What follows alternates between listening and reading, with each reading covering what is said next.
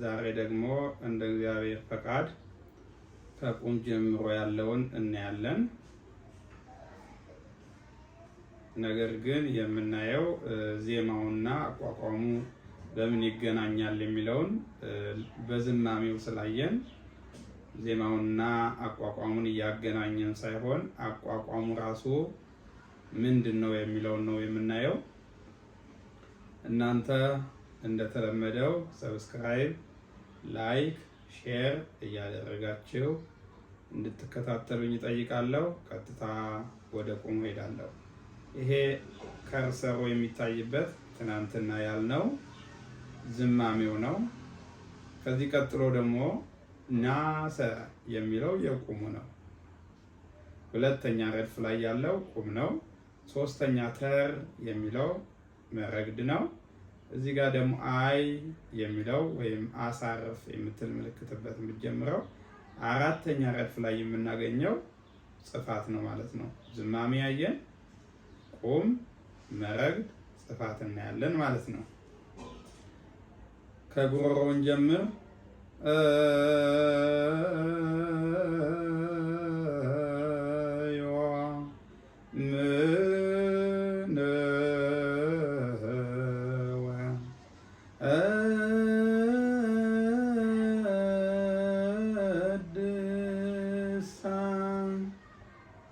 ተመልከቱ።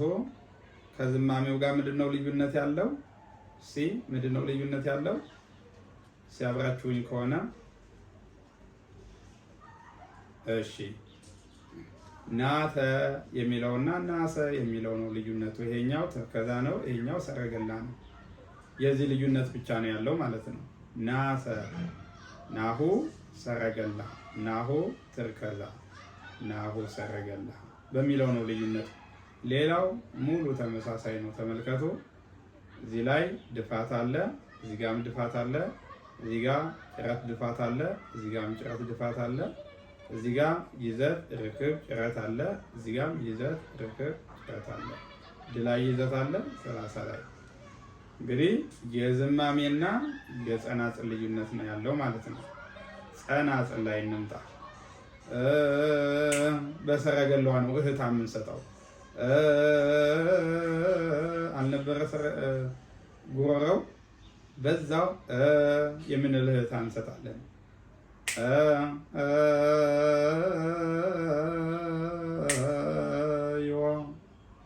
አንድ ጸናጽል ሞላን ማለት ነው።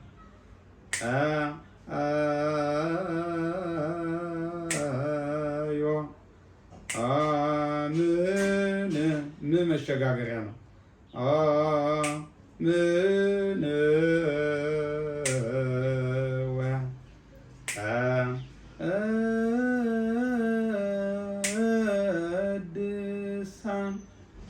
ለማርያም ላይ ስንሄድ ዝማሜው እንዳያችሁት ለማር ይላል። ቁሙ ግን ለማር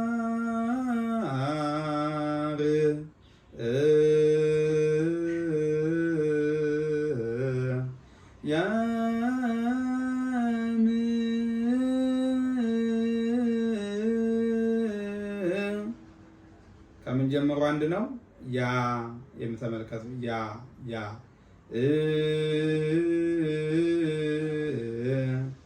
እዚህ ጋርና ከር ጀምሮ አንድ ነው። ለማር ነበረ ለማር። ከዚህ ከር ጀምሮ ወደዚህ ስንሄድ አንድ አይነት ነው ጉሮሮ። ግን ዝማሜና ጸናጽል ስለሆነ ጸናጽሉ ያን ይመታል፣ ታ የሚላለው ይሄኛው ግን አይመታም። እንዴት ይመታል የሚለውን እንይ። ለማር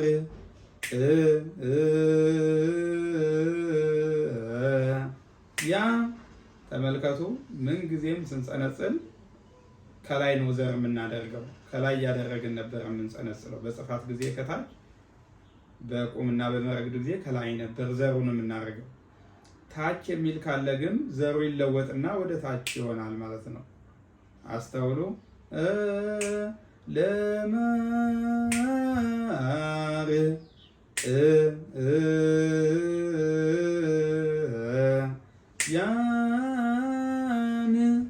እንግዲህ አመቻችቶ መጸንጸል ማለት ነው። እንደ ጉሮሮ አይቶ ነው የሚጸነጽለው እንጂ በቁም ልክ እንደ መረግዱ አሳርፍ ሂድ የሚል የለውም። ታች የሚል ግን ይኖራል። አራት ጸናጽል የሚል ይኖራል።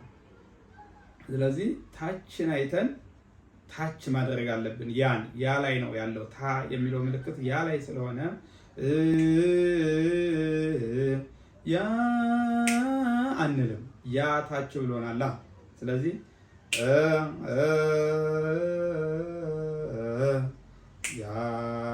ያን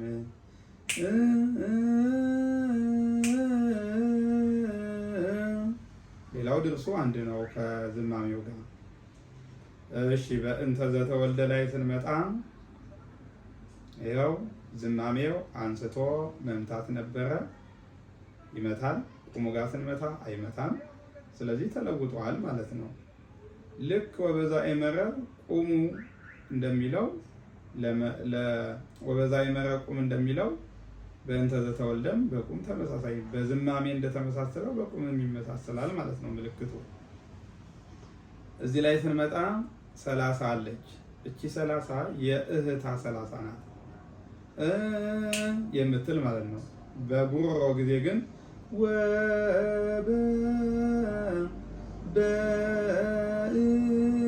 በእንተ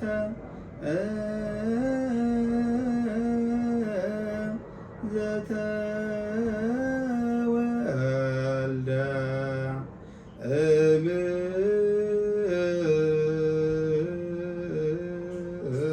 እምኔሃ። ተመልከቱ፣ እምኔሃ ላይ ምልክቱ የዝማሜው የቁሙም ተመሳሳይ ነው። ሳ የምትል ስቦች ግን አለ። ሳ ካለ ደግሞ አሳያቸዋለሁ ጸናጽሉ። እሺ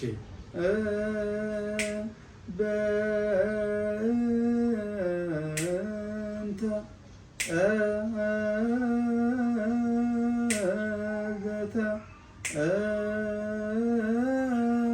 ዘተወልደ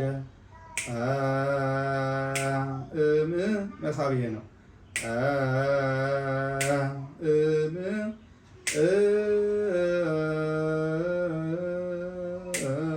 እኒሃ የዘር ምልክት በከርሰ የሚል ምልክት ካለ በእንተ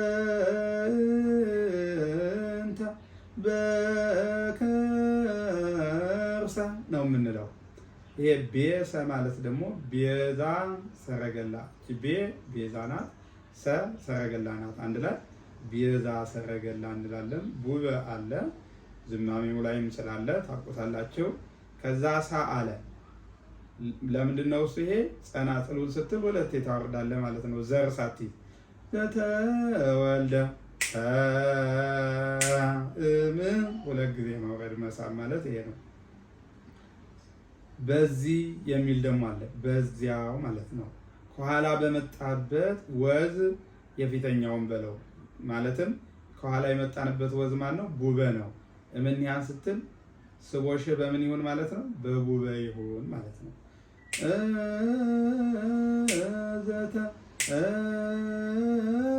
ዘተወልደ ደ አለ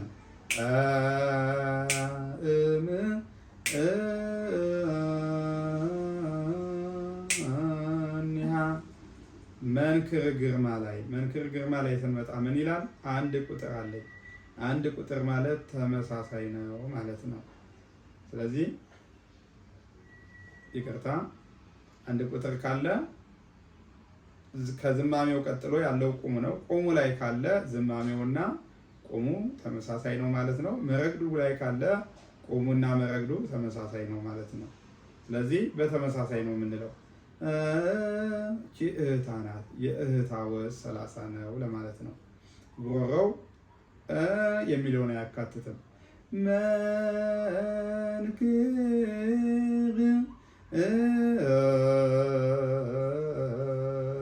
ግርማ ኃይለ ልዑል ላይም ስንመጣ እጠፍ ማለት ነው።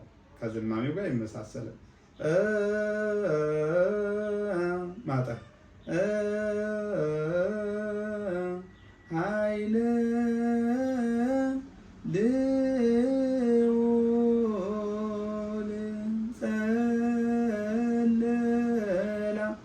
እዚህ ጋርም 30 አለ፣ እዚህ ጋርም 30 አለ። ይሄኛው 30 ልዑል የጨረሰበት 30 ነው። ይሄኛው 30 ደግሞ የጸለላ የእህታው 30 ነው ማለት ነው። ጸናጽሉን ልበላችሁ። እቺ የጸናጽል እህታ ናት ብያችኋለሁ። መንክር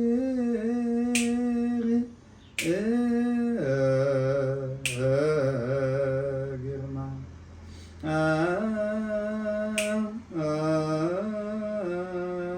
ኃይለ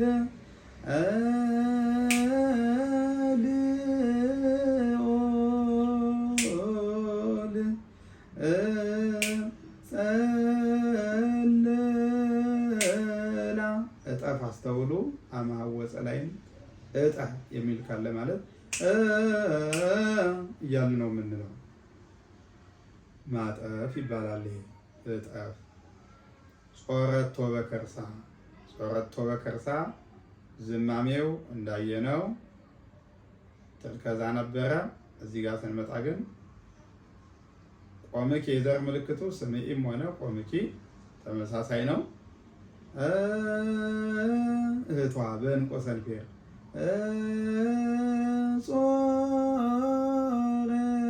ጾረቶ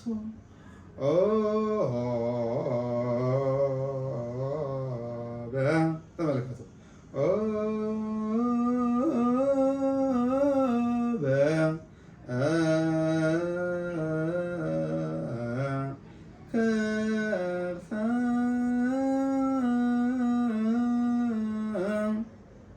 ከቶ ጀምሮ እስከ ሳ ድረስ ተመሳሳይ ነው። ከቶ ጀምሮ እስከ ሳ ድረስ ጉሮሮ ተመሳሳይ ነው። ዝማሜው ጾረቶ ብለን ነበር። ጾረ ስምዒ ጸናጽል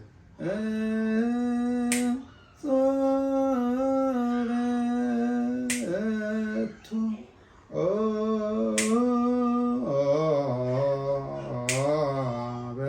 ደግማለሁ።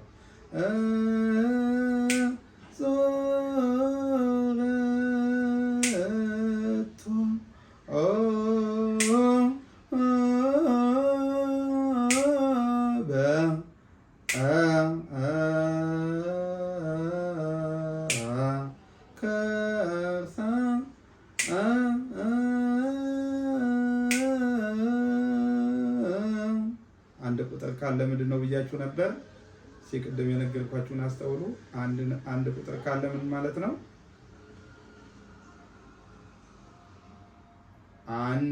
አንድ ነው ማለት ነው። ከዝማሜው ጋር አንድ ነው ማለት ነው። ቁሙ ላይ ስታገኙት፣ መረግዱ ላይ ስታገኙት ከመረግዱ ጋር አንድ ነው ማለት ነው። ውእቱኒ ቀደሳ ውእቱኒ በዝማሜ ጊዜ ቤተ ማለት ምን ማለት ነው ብያችኋለሁ። አስታውሱ። ቤተ ማለት ደግሞ ምን ይሆናል? ቤዛ ሰረገላ ይሆናል ማለት ነው።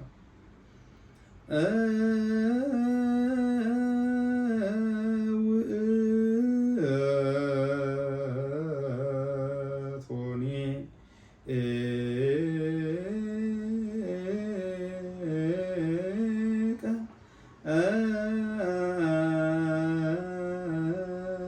ቀደሳ ጸናጽል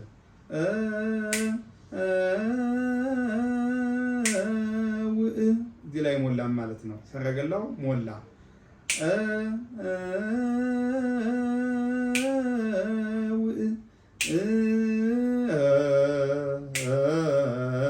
ድፋቷን ወደ ላይ አረኳት።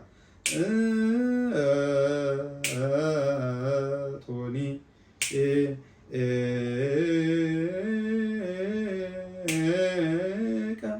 ቶኒ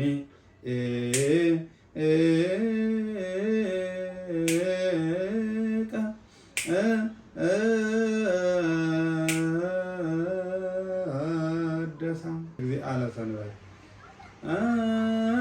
በእንቆ ሰንፌ እታ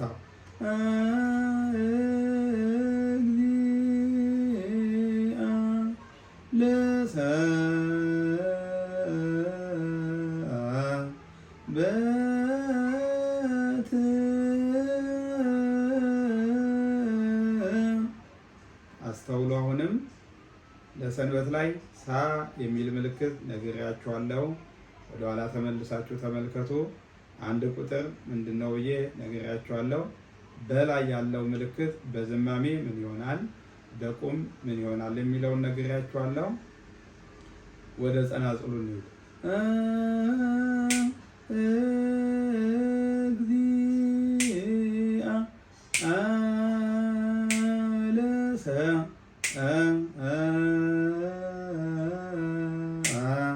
ይቅርታ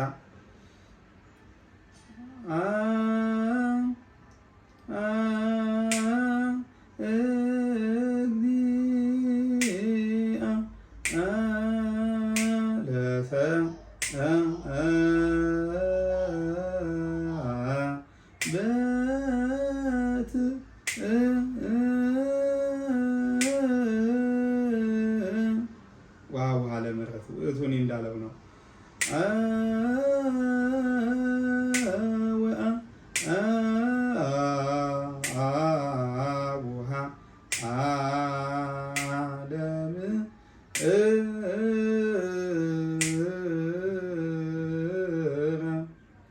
ደግማለሁ።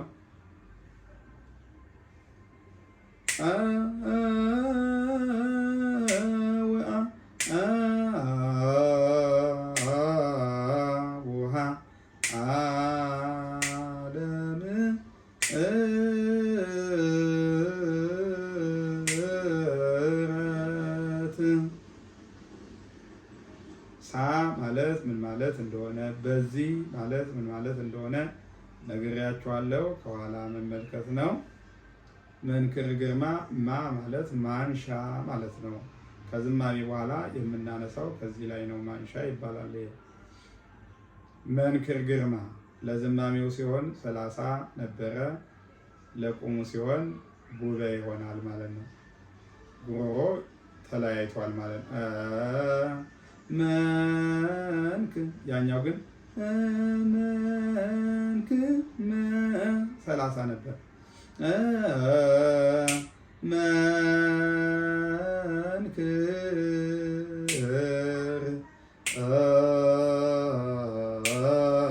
ግርማ ኃይለ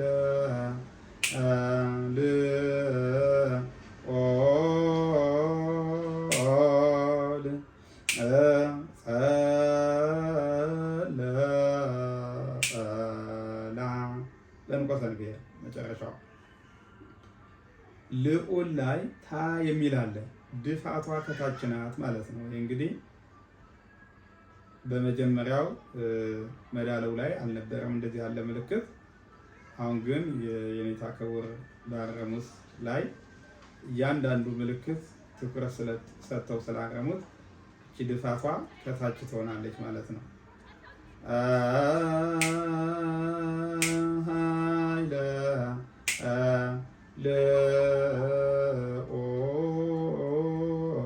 ልዑል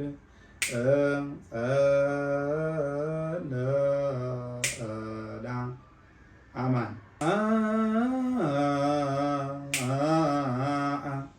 አማን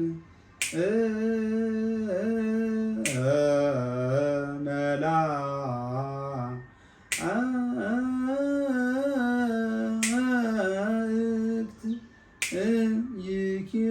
ይኬል